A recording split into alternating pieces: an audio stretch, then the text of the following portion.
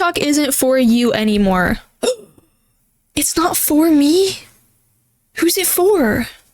Who's it for? The government? Stealing my stuff. They're stealing everything.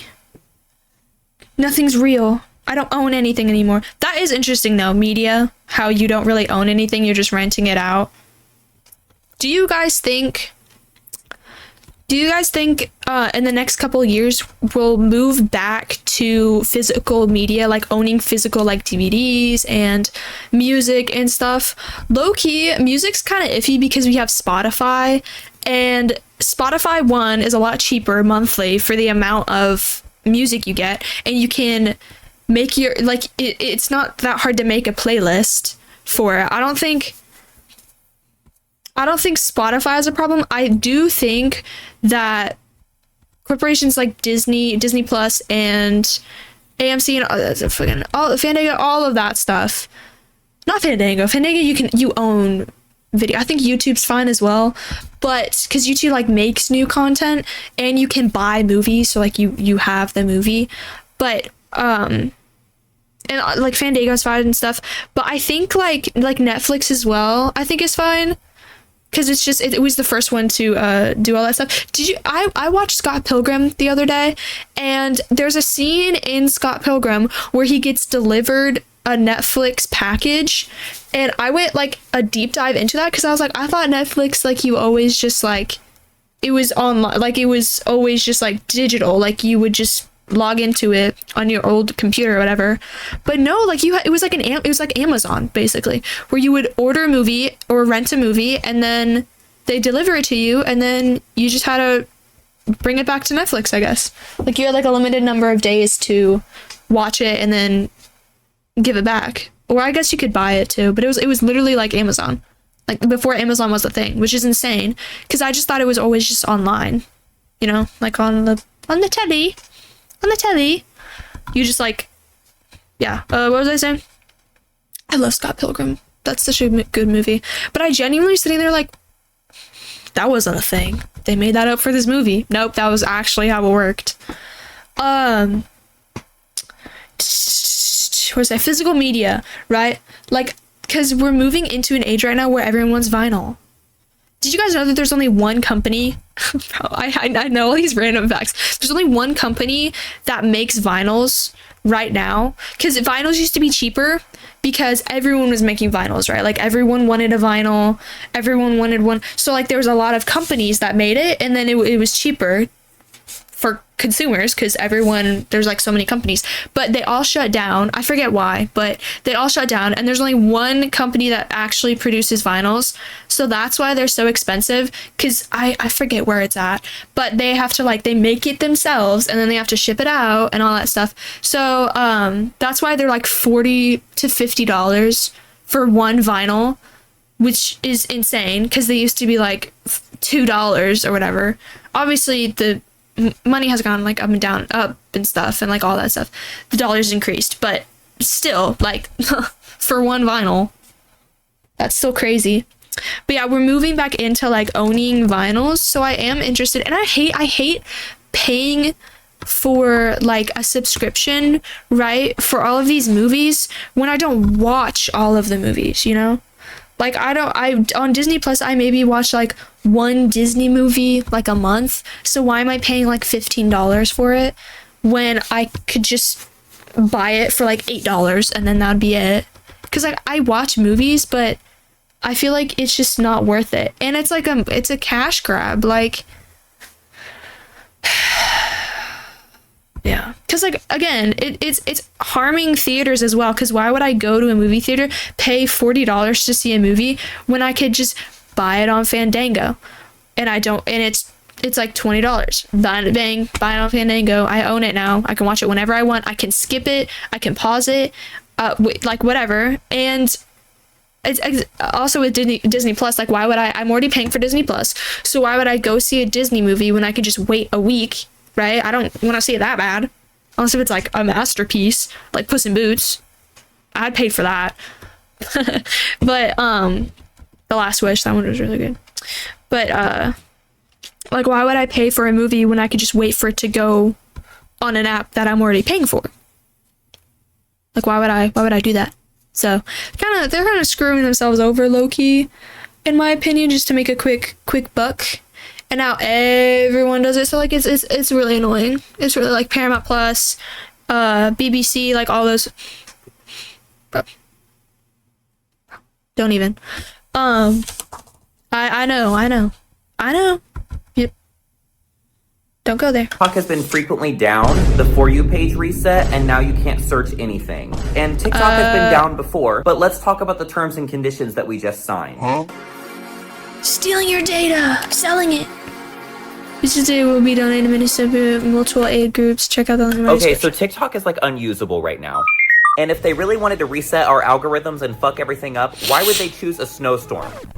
Girl, we are all home. Yeah, we that's are crazy. all on our phones. Every single person that farts right now, we are fucking noticing it. We are going through active censorship on TikTok right now. Because I am a creator on TikTok, I wanted to kind of give you guys like... I love getting updates on this because if you didn't know, I don't have TikTok. So this doesn't really affect me. I'm mostly on Instagram right now. But even then, I just really post on TikTok. I post and then I leave the app. I'm like, post, leave the app. And then I come back and it has like 10 likes. And I'm like, yes. Yes. I get so excited. I'm like, yes. Oh, yes. But yeah, I did not know this was happening. The insights to what's going on our point of view, because from your point of view, the app is down. Things are running really slow. You're not seeing the same videos on your For You page that you used to be seeing. But from our end, shit is not posting. We literally cannot post things. So if you did not see already, the US now owns TikTok.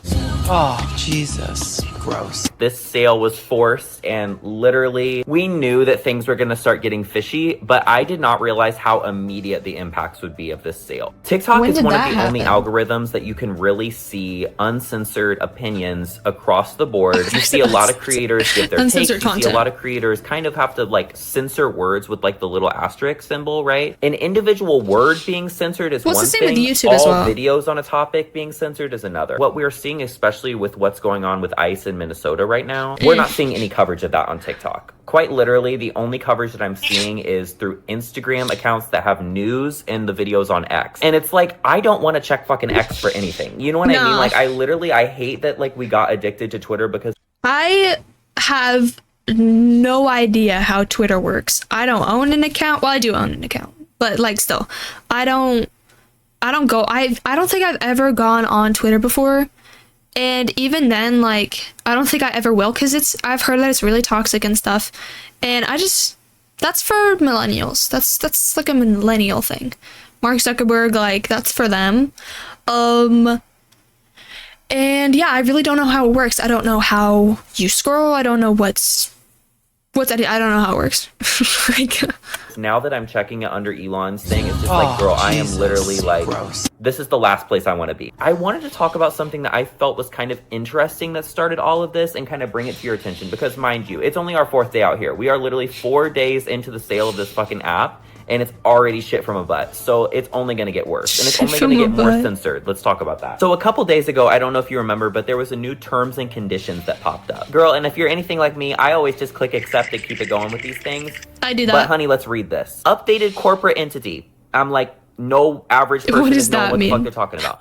New types of location information. Okay, geolocation, you know, we may collect from you with your permission. It's very downplayed, right?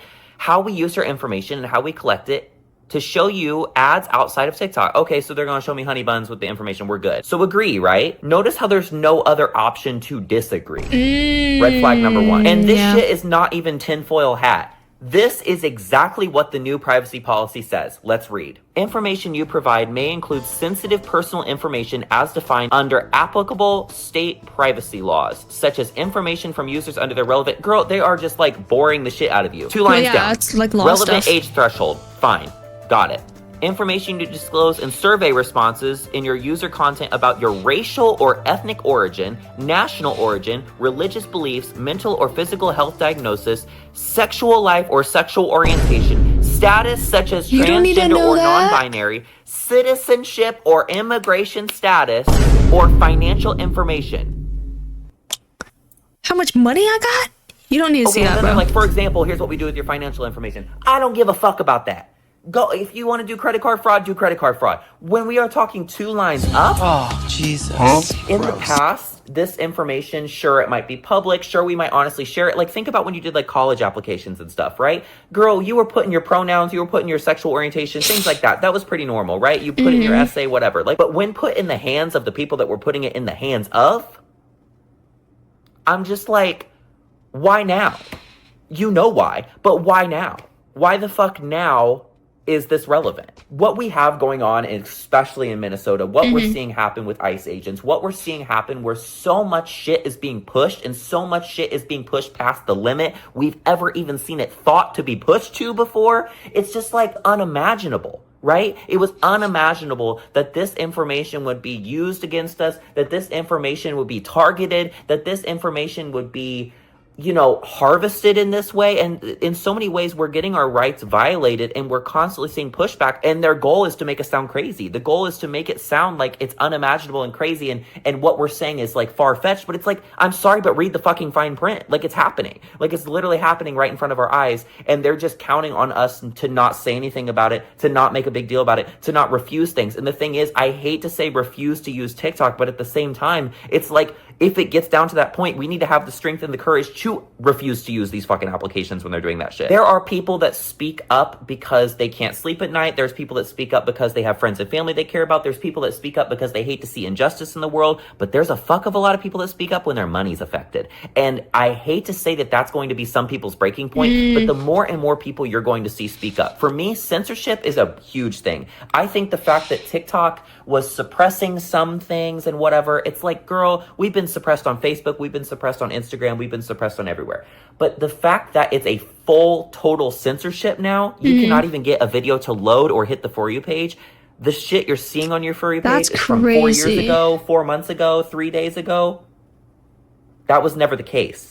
So clearly things are happening and they're seeing how much we're okay with. Yeah. I'm just going to tell you, I'm already not okay. I'm already not okay that we sold the fucking app. I'm already not okay the fact that we're seeing censorship. I'm already not okay seeing the fact that we cannot discuss actual news events that are happening in the United fucking States of America. Girl, you literally cannot say shit the way it actually is without it being docked, censored, watched, monitored. With this data collection that's going on, we don't know how this data is going to be used, right? So when we're reading these terms and conditions, when we're seeing what's highlighted, it's like, it's in the hands of people that clearly have ill intent. What the fuck did we just see? It's like, what the fuck do we do, right?